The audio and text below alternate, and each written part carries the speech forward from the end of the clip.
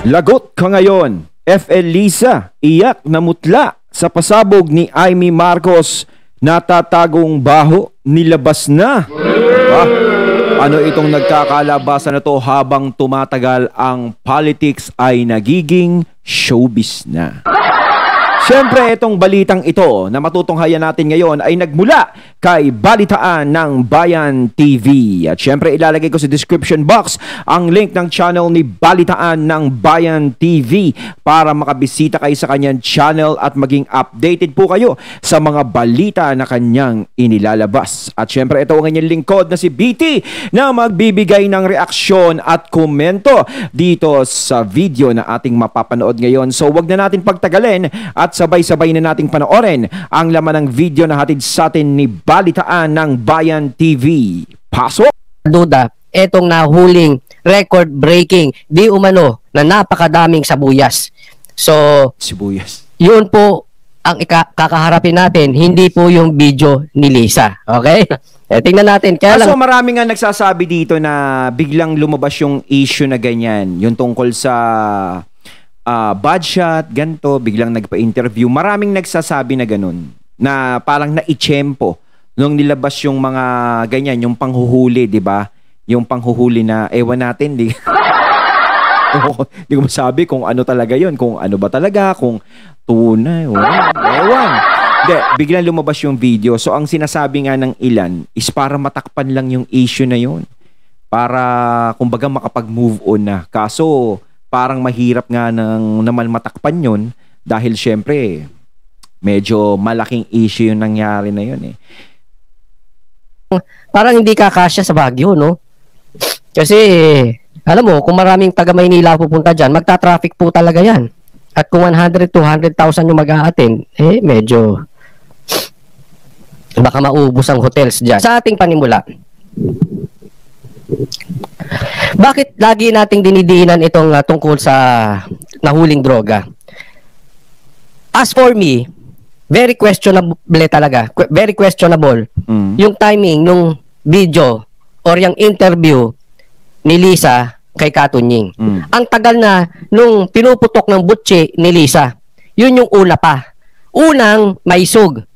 Kauna-unahang maisog kung saan sinabi ni Tatay Digong na bangag at tumawa daw si Liza, ay si Sarah.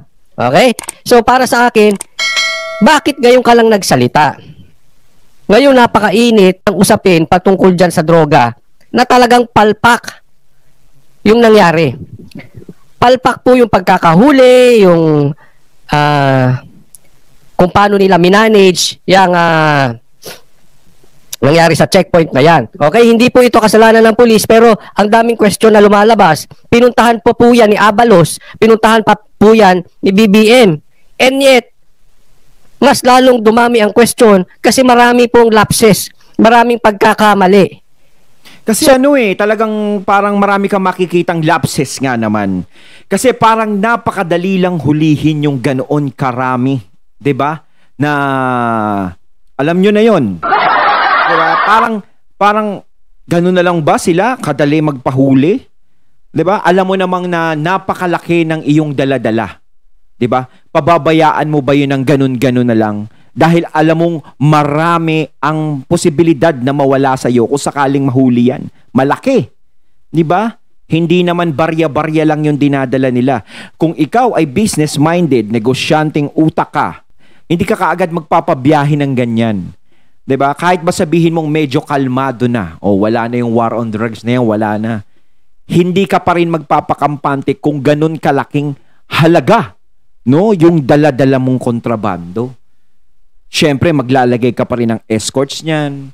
Yung handa na lang ipaglaban kung ano yung dala-dala nila. Sa mga pelikula nga, ang dami nagbubuwis ng buhay, 'di ba? Dahil diyan, lalo yan, billion-billion yan. Talagang gagastos ka ng mga tauhan diyan. Ma-safe mo lang yan. At saka hindi lahat yan dapat dalin. Siyempre, kumbaga, hiwa-hiwala yan. Diba? Iba ganun ang ginagawa. Kaso ito parang sama-sama yung nangyari. At ito nga sinasabi na yung interview nga is parang biglaan, parang isinabay dun sa issue. Ay, kaya yun ang medyo nakikitang butas ng mga kababayan natin. So, hindi may iwasan. Inuulan po ako ng mga messages at comments sa ganito na mali talaga yung timing nitong video-video na ito. At napanood ko yung video, yung kabuuan, kasi napanood natin yung teaser, unang lumabas yung teaser ng interview ni Katunying dito kay Lisa, lumabas na yung kabuuan. Okay? So, yung kabuuan, pag tiningnan mo naman, wala rin kwenta. Naunawaan nyo? Wala na siya. Yung teaser, yun na yun. Pag tiningnan mo anong nadagdag sa kabuuan, wala namang importante. Di ba? Nagbanggit sila ng vlogger, binanggit sila SAS, etc. Eh di sana, total nagbanggit-banggit na rin kayo, eh sana pinag-usapan nyo na rin si Amy. Dahil si Amy yung bumabakbak sa nangyayari ngayon sa administrasyon. Si Amy nandoon din nung nagsalita ng bangag-bangag.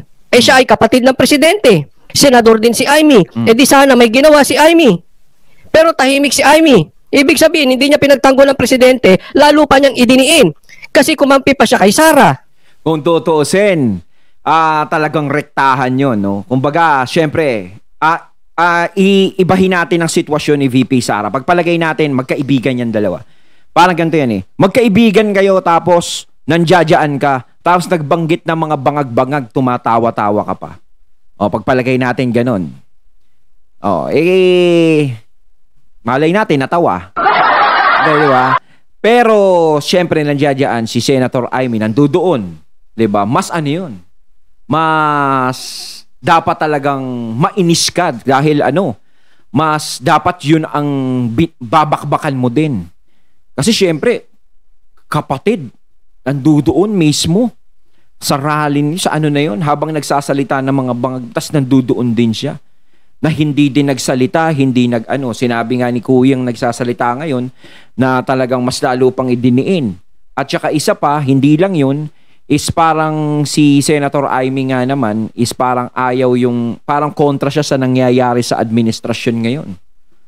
Kaya mas parang pumapabor siya sa mga Duterte.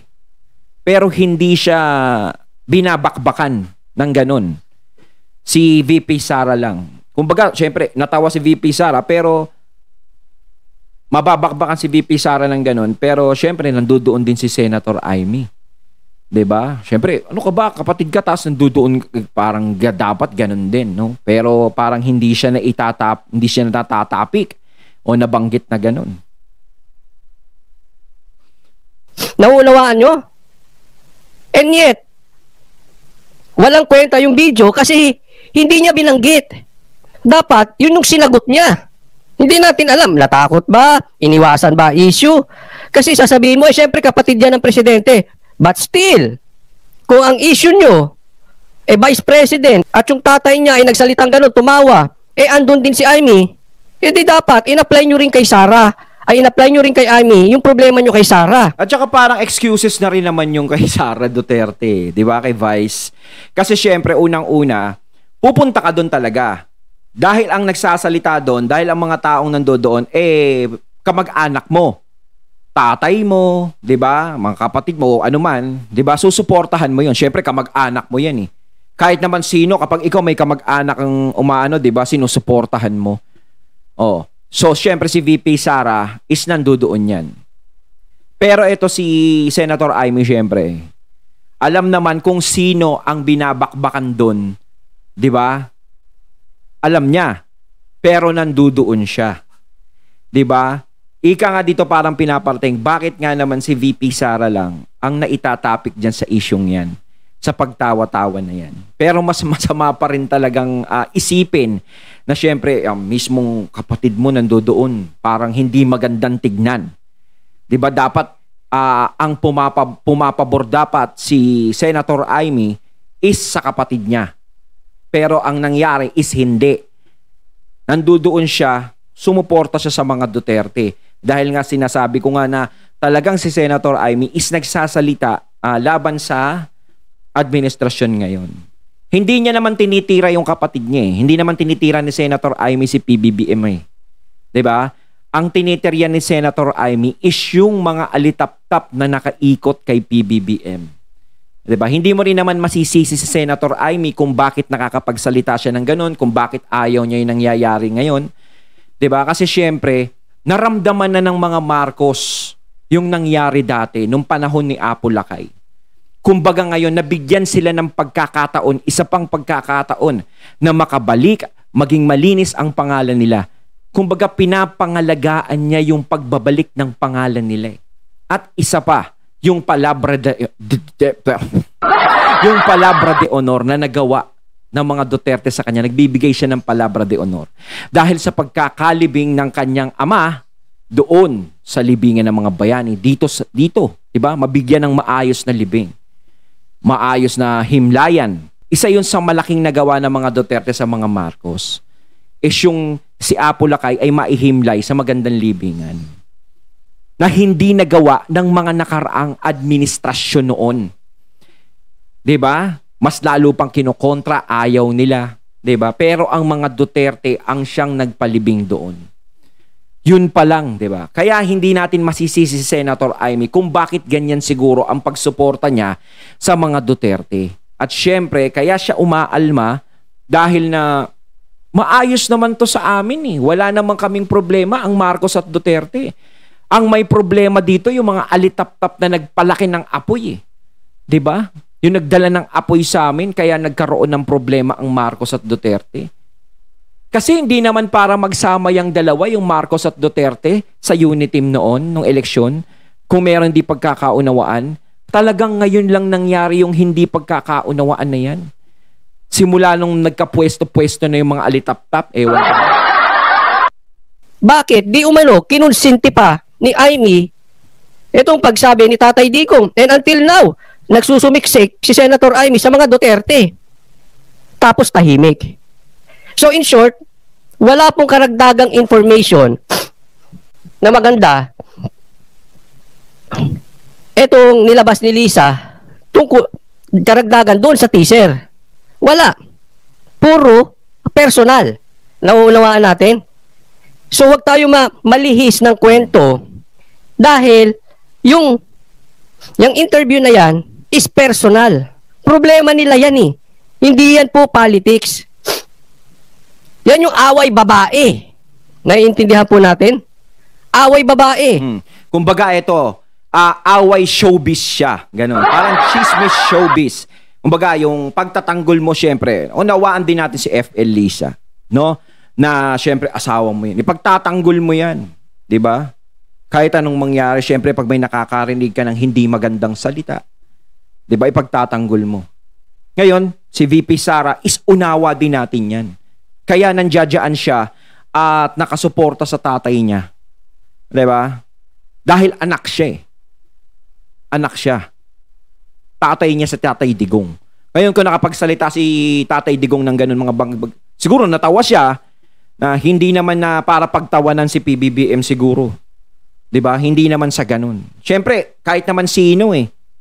'Di ba? Parang mapapatawa ka na lang bigla kung biglang alam naman natin si PRRD kahit nagalit na galit may binabanatan parang joker pa din. Ganun 'yun eh. 'Di ba bigla kang mapapa-expression ng parang ganun. Oh, 'di ba? Pero wala namang sinasabing masama si BP Sara kay PBBM kahit naman hanggang ngayon. So syempre parang ang nangyayari is yung pagtawa na 'yon is naging big deal. No, na parang magkasama kayo tapos pinagtatawanan mo, sinuporta, tinatawag na ng ganun-ganun. Hindi rin natin masisisi, syempre, di ba? Pero etong usapin na to is hindi usaping pangbayan yan, hindi usaping pangtaong bayan, walang maitutulong yan. Di ba? Dapat ang mas pinag-uusapan is yung may maitutulong sa mga kababayan natin. O, katulad nito, pwede rin pag-usapan yung nahuli nga yan, kung ano ba talaga yan. Pero marami pa, bukod doon. Yes, asawa niya. But pwede nyo namang isolve yan without the interview. Oo, pwede. Naunawaan? Pwede. Why? It's personal. Yung galit ni Parang showbiz nangyari. ni Lisa kay Sara, walang koneksyon or walang maitutulong sa mga Pilipino. Walang matutulong sa mga mamamayan. Naiintindihan po natin. Kaya wag po kayo magpapalin lang or magpapabudol ulit sa mga ganitong estilo. Hindi ko po sinasabing sinadya nila yan. Ang sinasabi ko lang po, ang punto ko lang, questionable yung timing. So, whether sinadya nila yan o hindi nila sinadya, huwag kayong pabudol. Dahil ang issue ngayon ay may kinalaman sa sikmura ng taong bayan. Yes. Ano? Drug war. Yeah. Tandaan natin, pagka malaki ang droga sa bansa, chances are, maraming violenteng tao. Maraming magugutom. Bakit? Kung ang nagdodroga pa ay yung breadwinner, paano siya magpo-provide sa family? At yung droga ay sumisira ng pamilya. Sumisira ng syudad, ng society, ng grupo, etc., etc. Ang dami pong problema sa droga. So, yung away ni Lisa, yung tampururot ni Lisa kay BP Sara, we cannot compare doon sa problema natin sa droga dahil itong problema natin sa droga ay problema ng bawat isang Pilipino. At saka sa hirap ng buhay ngayon, maaaring yung iba, syempre alam natin, mahal ang mga bilihin, ganito, hindi kinakaya minsan ng budget eh. Kung wala ka masyadong nakukuhanan. 'Di ba? Ngayon yung iba is nagpipilit na kumapit sa patalim. 'Di ba? Kung lalakas ng lalakas yung business na ganyan, na alam natin na pinatigil ni Tatay Digong nun, is marami na namang mabibiktima na taong bayan sa atin. No, yung mga kawawa na mabibiktima niyan. 'Di ba? Dapat 'yun ang pinag-uusapan ngayon. Yung tungkol sa pagkalam ng sikmura ng taong bayan. Hindi yung mga ganyang issue, yung mga usaping ng pang-personal lang na pwede naman pag-usapan lang. 'Di ba? Pwede mong tawagan, 'di ba? Magpe-personalan lang kayo. Ang importante kasi dapat pinag-uusapan yung problema eh. Dito sa bayan natin. Ang nangyayari kasi diyan sa Senado, kibuloy, naririnig mo, tas ganyan kung ano. Kung ano yung mga pinag-uusapan, hindi natin nadidinig na pinag-uusapan ang tungkol sa taong bayan, kung paano mareresolba yung problema ng bansa natin, kung paano mapapamura ang bilihin, kung paano yung ganito. Wala tayong nadidinig na ganun eh. Puro ang nangyayari, ang pinag-uusapan is puro issue. Yung away nilang mga babae, kanila lang yun. Kahit nasabihin natin patungkol sa bangag, still, kung sasabihin mo na hindi nila problema lang yung problema ng mga Pilipino, still tungkol pa rin sa bangag. Babalik pa rin tayo sa droga. Naiintindihan. Kaya kailangan, dapat dinidiinan natin ito. Yes. At tandaan po natin, nag-check ako. Ang mainstream media, wala nang imik. Ang laman ng mainstream media ngayon ay, yung video ni Lisa. Huwag kayong papayag sa ganun. Kaya nga sabi ko, I suggest dapat yung interview namin sa SMNI sa Tuesday, isasuggest ko po ito sa Banateros Brothers, pati sa SMNI, may connection dito sa droga na ito. Dapat ganun. Si Senator Bator, di natin alam kung ano pang lalabas na balita on that day na mainit. Pero sana, on that day, hindi papatay yung issue na yan. Para hindi po tayo maligaw na naman. Nangyari na po yan eh. Nawala tayo dun sa issue ng hindi mo pera yan kasi niligaw nila eh. O ngayon, yung PI nawala, meron na naman silang niligaw. Ano ginamit nilang panligaw dyan sa PI? Yung SMNI at saka si Pastor Kibuloy. Nabura yun. Mag-iingat na po tayo ha. Again, hindi ko sinasabing diversion itong kay Lisa. Pero, history will tell us parang ganun na nangyayari. Masyadong madalas ang coincidence na pagka may malaki silang bulilyaso, may ilalabas na mabigat na balita. At yun ang ibabalita araw-gabi ng mainstream media. Yung pang-divert doon sa bulilyaso. Naiintindihan? So, mag-iingat po tayo. Kaya nga, i-discuss po natin itong ating unang topic. Maraming salamat sa SMNI dahil may interview dapat namin to. Kinulang sa oras. Baka may interview namin sa Tuesday. But anyway, pag-usapan natin dahil SMNI lang po yung naglalabas ng ganitong balita. Tama. Hindi po sila nakikiuso kung saan ang balita at alam nila kung ano yung mga dapat pag-usapan. Yung may kinalaman sa bawat Pilipino. Yung mainstream media, wala na po kayong aasahan dyan. Wala na. Patay na yung balitang ito. Para sa kanila, wala na eh. So dapat, pag-usapan natin. Ayon, at ating natunghayan ng video na nagbula kay Balitaan ng Bayan TV at syempre kay Kuya yung nagsasalita na yon. Tama yun, no? Malaki din yung impact ng pagkakawala ng SMNI No, pero ngayon parang nagtutuloy naman sila eh. Correct me if I'm wrong, mga katuni. Di ba parang nagtutuloy ngayon sila na napapanood, no? Kasi talagang doon tayo nakakasagap talaga ng mga tunay na balita eh, no? Yung talagang walang tako, talagang nagkakaroon tayo ng kaalaman doon. Kasi sa mainstream kasi medyo ayaw man nating sabihin pero parang limitado ang ginagawa nila. 'Di ba? Parang takot silang sumagasa, ganto ganyan, 'di ba? Ewan ko sa inyo. Kayo mga katunay, ano masasabi nyo tungkol dito? So once again, I'm BT and I'm out. Peace.